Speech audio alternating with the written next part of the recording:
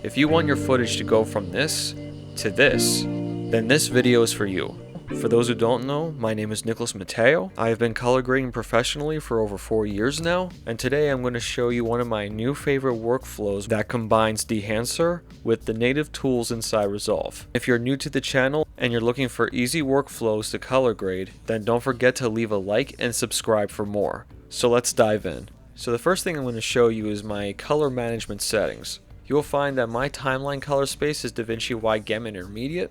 I like this color space because it gives me a wider range of color to work with, and because I'm working with a Mac, I like using Rec. 709A for my output color space. So with that being said, let's break down my node tree. You see I have my input and output color spaces right here. We have a pre-chart right here for my mid-grays, which I will explain later. You have a node tree for sharp detail, one for exposure, contrast, the Dehancer plugin, parallel nodes for your color density, some overall adjustments, and film grain applied after the Rec. 709 conversion. So my first step will be the color space transform. So this footage was shot on ARRI Alexa, so my input color space is going to be just that, the ARRI series. So I'm going to enable this, and we're going to see what the camera actually saw with the Rec. 709 conversion. There you go. What we can see here is this image is actually very well balanced. And if we go into our vector scope, we can see the majority of the image is sitting in the center. So there's no need to balance out this image. So for the exposure, you're going to right click, go into your gamma, and you're going to select linear. And the reason I do this is because it really just gives you more control over the overall exposure as opposed to just using the timeline. So you go into your HDR palette right here, and I actually brought it down to a -0.38. Now the reason why I did this instead of leaving it right here is because I don't want this image to be too terribly bright, especially in these areas, because the mountains aren't supposed to be the subject here, it's the woman. So I brought everything down so that way we can make her stand out a lot more in the following nodes. Which brings me to the contrast. Now this is where mid-grays come in. So if I go into my custom curves right here, we will find this custom S-curve that I already created. Now we have this area right here where the mid-grays are actually sitting at. So how do I know this is the mid-gray area? So if I go into my charts right here and I enable this is from Kazi's toolkit. I'll leave a link in the description below for it if you want to check it out. One of the best tools in the toolkit is the charts. And for this, we enable the mid-gray area. And we see this line right here in our custom curves where the mid-grays are actually sitting. So if I go into my contrast node here, you will see that that dot from before is sitting perfectly in the center of this mid-gray spot. So I'll just disable this and turn this on, and this is what we get. Let me do it before and after. Now, right now you're probably thinking we're losing too much detail in her hair. Now, trust me, we push the image very far and then we dial it back using the other steps, especially with Dehancer. Such a sharp contrast that, again, really helps making her stand out, and we really want to enrich her skin tones as well. And to create something like this very smooth S-curve, you're actually going to use the edible splines that you see right here. This is what it feels like right here. If I just move it around, look what it's doing to the contrast. So let's quickly go over Dehancer. You have your input settings right here with your exposure, temperature, and tint. You have film developer. You have the actual film profile, which we actually are using with the Kodak Vision 3. You have film compression, which compresses the highlights in a way that is authentic to regular film print. You have expand, which can expand the black points and the white points in the image. And you have the film print itself, which in this case we use the Fuji film look. I don't touch the color head or the film grain or halation because I figured in the other nodes you have better control over them. Dehancer is a very good generalized tool to use, but it's never meant to be the end-all be-all when it comes to creating a film look. But with that being said, let's see how far the image came with using Dehancer.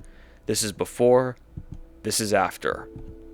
Now, what I loved about this image and what the kind of mood I was going for, I was actually going for a more autumn feel to it. So you can see why I changed the grass from green to fall. And I especially love how we really cooled off her skin, but also made it still stand out at the same time. But for me, when creating an authentic film look, I really want to start pumping in some rich density in the image. So what I did was I actually used the third-party plugin Mono Notes, which again you can see a link for in the description below. But if you want a free version of the film density here, you can just simply go into Color Slice and just drag the settings down here for red, skin, yellow, green, everything. But for me, and for the sake of this example, I'm using Mono Notes. Now the main purpose of the Mono Notes for here is to really just pump in the saturation and the density. But the second step to this is actually creating a parallel node with the HSV setting turned on and the channels 1 and 3 to be disabled, and it's a parallel node. And these are my settings for the primary wheels for the HSV, and this is what we got: before, after, before, after. You can see in her dress that it's darker, but it's more vibrant. When you make the colors darker but more vibrant, you're getting that deep, rich color density that was very common in the old film print looks, especially if you look at the colors of red. You can even see it in the mountains right here. Before, after, we really enriched and darkened those blues there. And also helps with the separation between the colors of the trees and the colors of the grass. Before, after. There's definitely more of a separation here. It once again helps us make her stand out a lot more without even using any power windows to really amplify her. And finally, I wanted to make some slight adjustments to the shadows and the hues and pumping in a little bit more luminance or saturation in the greens and the blues. And this is what I got. Because while I did like what the saturation was doing to those trees, I also didn't like that maybe we have a little bit too much blue in the shadows. So I wanted everything to feel a little bit more neutral than this. So before, after, and in doing so it really amplifies that autumn feel that I'm going for here. But you let me know in the comments which look you actually preferred, this one or this one. And then one of the final steps is I go into my sharp node back here, and I just want to take out a little bit of that digital edge for me. So that digital edge will mean that I'm going to take the mid detail right here and just bring it to -20. Before, after. You can really see it in the tree and in her skin right here. Before, after. And to top it all off, we have the film grain tool right here, and these are my settings for it. Feel free to take a screenshot or write it in your notes. I might want to zoom in for this one. You can see it before and after. We can even make a little bit of adjustment right here, maybe increase the strength. Maybe bring the grain size down a little bit.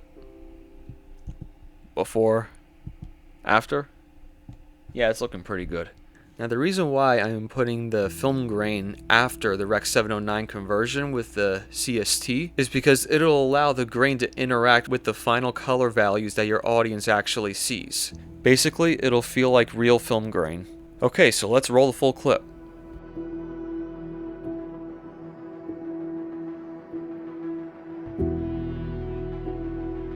I hope that the way I implemented Dehancer actually made sense for you guys and for what you can do in your own projects. But if you want a full in-depth tutorial on how to create a film look without using a third-party plugin, then I highly recommend you watch this video right here.